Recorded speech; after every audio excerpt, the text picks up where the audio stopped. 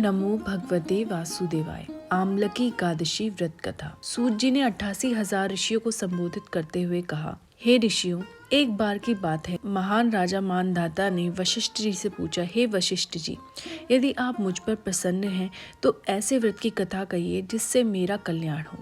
महर्षि वशिष्ठ जी बोले, हे राजन, सब व्रतों से उत्तम और अंत में मोक्ष देने वाला आमलकी एकादशी का व्रत है। राजा मानधाता ने कहा, हे मुनिवर, इस आमलकी एकादशी के व्रत की उत्पत्ति कैसे हुई? इस व्रत के करने की विधि क्या है?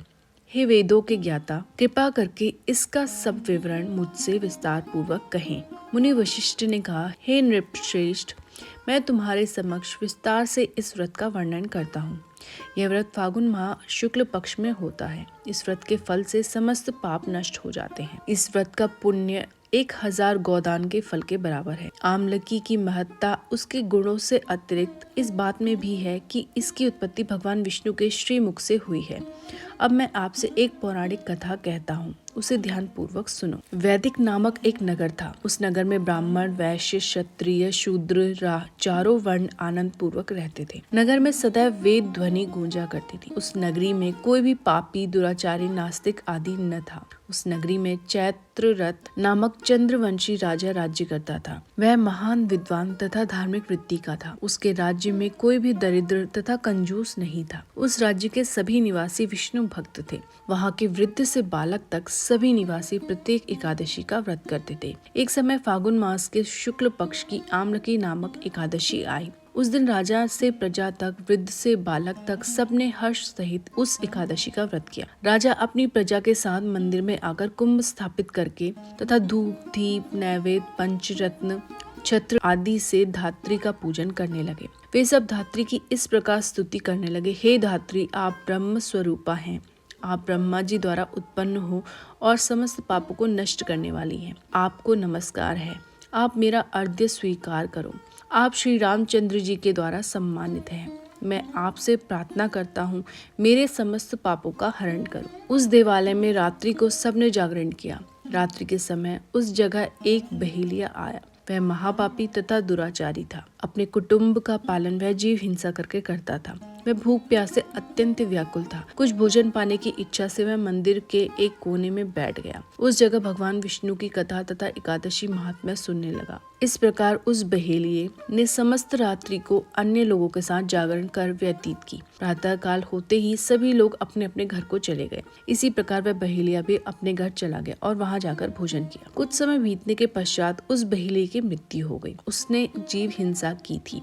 इस कारण हालांकि वह घोर नरक का अधिकारी था, किंतु उस दिन आमलकी एकादशी के व्रत तथा जागरण के प्रभाव से उसने राजा विदुरथ के यहाँ जन्म लिया। उसका नाम वसुरथ रखा गया। बड़ा होने पर वह चतुरंगिणी सेना सहित तथा धन धान्य से युक्त होकर 10 सहस्त्र ग्रामों का पालन करने लगा। वह तेज में सूर्य के समान, कांति में चंद्रमा के समान, वीरता में विष्णु भगवान के समान और क्षमा में पृथ्वी के समान था। वह अत्यंत धार्मिक, सत्यवादी, कर्मवीर और विष्णु भक्त था। वह प्रजा का समान भाव से पालन करता था। दान देना उसका नित्य का कर्तव्य था। एक दिन राजा वसुरथ शिकार खेलने के लिए गया।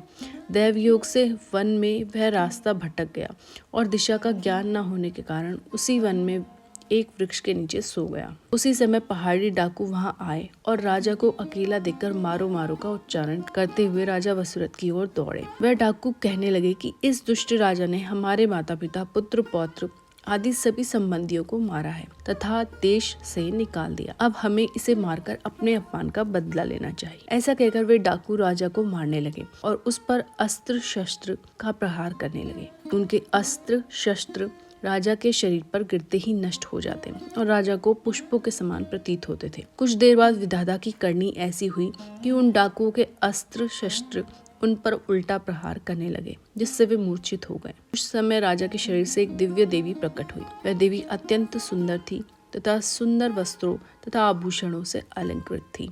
उसकी भ्रिकुटी टेढ़ी थी। उसकी आंखों से लाल लाल अग्नि निकल रही थी।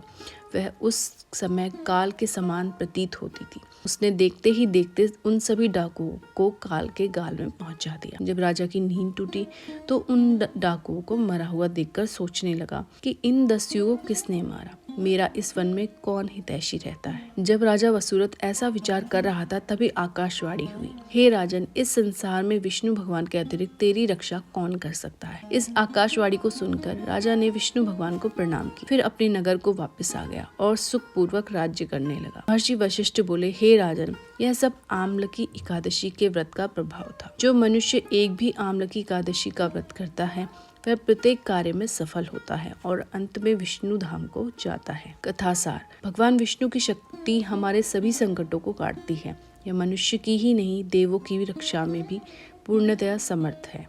इसी शक्ति के बल से भगवान विष्णु ने मधुकैटभ नामक दैत्यों का संहार किया था। इसी शक्ति ने उत्पन्ना एकादशी बनकर मुर नामक दैत्य का वध करके देवों को सुखी किया था। केवल एक बार आमलकी एकादशी का व्रत करने वाले बहेलिये को जन्म जन्मांतर तक विष्णु भगवान की कृपा प्राप्त हो रही थी। यह थी आमलकी एकादशी की व्रत कथा। भगवान आपका व्रत सफल करें, आपकी मनोकामनाएं पूरी करें। हरे कृष्णा।